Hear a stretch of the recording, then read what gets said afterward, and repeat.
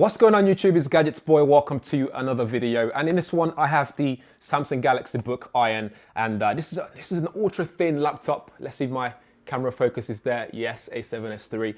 Yes, so this is really thin and lightweight as well. It's made out of this magnesium material, and it feels really lightweight. You can literally just throw it in the bag and you're good to go. And I kind of like the form factor as well. I haven't used a laptop in this form factor in a very long time. It's 13-inch size here as well. So we're going to talk about it. My experience with it, and stuff to take away from my learnings from using it as well over the last couple of weeks or so. Let's get on with it. So inside of the box, without me boring you with all the unboxing bits, you get the laptop itself, and you also get your charger that comes inside the packaging. It's a proprietary charging for it, although you can charge it with a USB-C as well, but the proprietary charger is the best one to use because that actually charges your laptop whilst you're using it. If you use a USB-C to charge it, it just means that the battery doesn't really retain power for long, so eventually you start noticing that the battery is dropping instead of actually increasing. So that's when you know you need to take out that USB-C, but it's actually useful for on the go. So if you need a last minute top up with a battery pack or something, you can just do that very quickly to keep your laptop still going whilst you need to type up that important document. In terms of design, it looks pretty neat as well, very minimalist. I like the design. It kind of color shifts as well. It's something that's very hard to capture on camera, but if you see this in person, it's not actually all that silver or white or whatever you think this is. It's got this nice purple tint that goes on around it, and it's really nice as well. And you got that Samsung logo on the back of the lid, which is pretty cool. Just basic stuff. And on the bottom you have your heat dissipation area, and as well as your foot pads as well to keep it nice and secure when you place it down so it doesn't move or shift around. In terms of ports available, you get two USB 3.1 ports. You can put a micro SD card there as well, which is a good addition to have there as well, because if I fly my drone, for example, I can take the micro SD card out, put it in here straight away and edit on Lightroom on the go. Again, pretty neat. I know I mentioned the speakers on the back earlier. Actually, they're on the sides. There's a little grill you can see on the sides there, on both sides. So you get your AKG tune audio in there. Something that I really like about that is the fact that they're not downward firing, they're side firing, but it just means it's louder. So even if you place it on a surface or your laptop,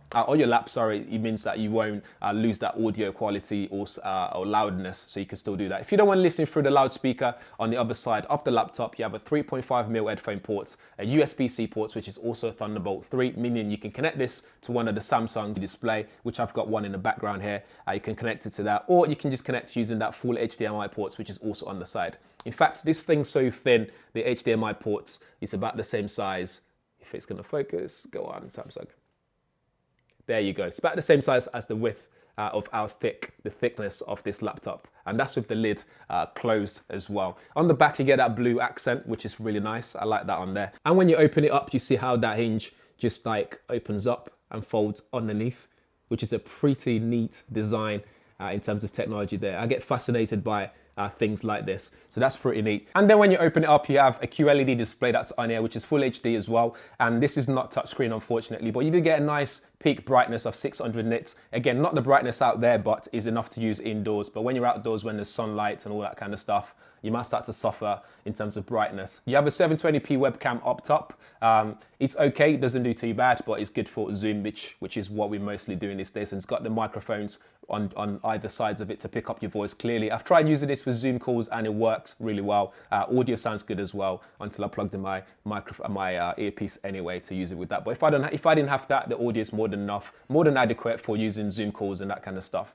Elsewhere, you have a fingerprint reader on here, which is kind of big. I don't know why they've done that. It's dedicated on there rather than integrated into the power button, which means you lose space, you lose key size when it comes to your directional button, your page up and down buttons here, and the shift key as well. And with this, it just means that with a full keyboard that you've got here, the shift key is kind of awkward to reach. It's not big enough. I find myself tapping on the fingerprint reader rather than the actual shift key because it's just not long enough like the likes of the MacBook Pro or even the Honor Magic Book 14 that I've just reviewed on the channel.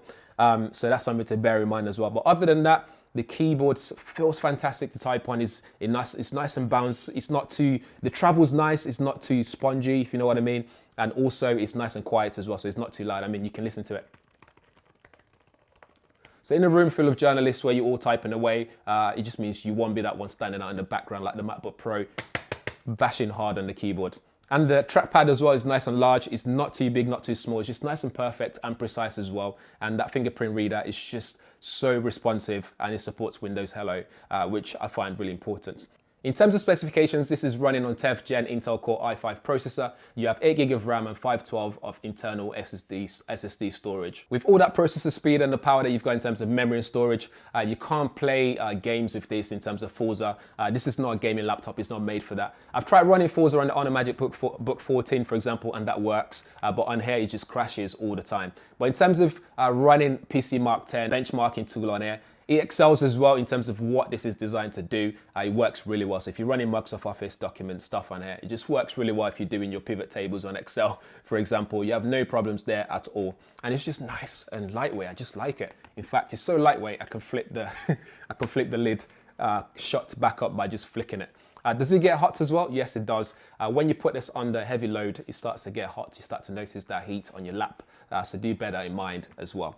In terms of battery life, this will last you a whole day with no problem at all. But like I said, you have to carry that extra proprietary charger with you everywhere you go. As it's the Samsung products, you get extra features on there like Samsung DeX. So you can use this to connect to an external display or connect your smartphone to this and do some more extra work, some multitasking, some multi-window kind of scenario. You can do that on here. It's not as seamless as I find on the MagicBook, for example, or Huawei MateBook with the seamless tapping and then you connect your phone and all that kind of stuff. It's not that seamless, but it still works. It does the job as you need it to do.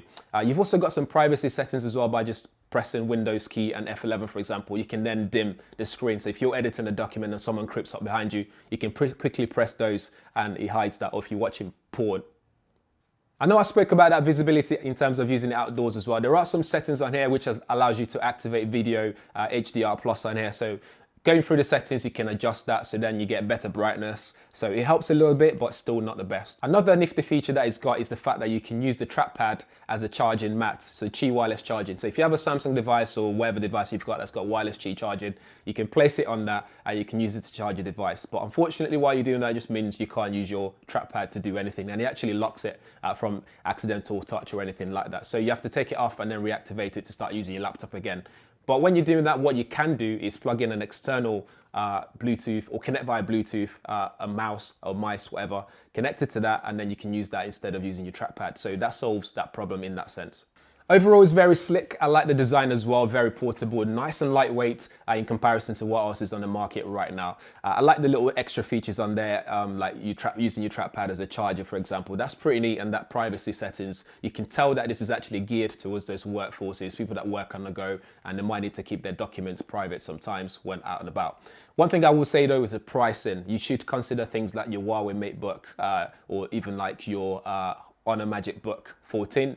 You should check those out because they're slightly cheaper and you get slightly better in terms of processor and graphics performance. So you can get a Ryzen 5, for example, on the other one, which means you can play Forza in lower settings, which you can't do on here. But again, like I said, this is not geared towards gaming or people that do a graphics intensive task on the go. It's not made for you. So this 13-inch model will cost you £12.49 in the UK at the point of this review. There's also a 15-inch version as well, which will cost you £12.99. So it's just slightly more expensive to get something slightly bigger, but I will stick to this portable size because getting that larger one just defeats the purpose, and I quite like this size. It's just perfect. Although you can't use this for gaming, you can still use this for photo editing, so you can use Lightroom on here with no problem. If you want to feel risky, if you want to try it, you can also use Adobe Premiere on here. As long as you're using proxies and you're not using 4K, you can still edit 1080p videos. I didn't try it myself, but I know that benchmarking tools showed me that, and I've also seen people try it, which works. Seems to work seamlessly, but I feel like that will be a pain in the butt to try and edit big files on here. So that's it for the Samsung Galaxy Book Iron, whatever it is. But guys, as always, I'll leave all relevant links in the description area. If this is your first time on the channel, please do subscribe and hit that bell notification as well, so you'll be one of the first people to know every time there's a video up on the channel. As always, please do share it as well. It does really help me out. And yes, I'm sure I'll see you guys in the next one. Thanks for watching.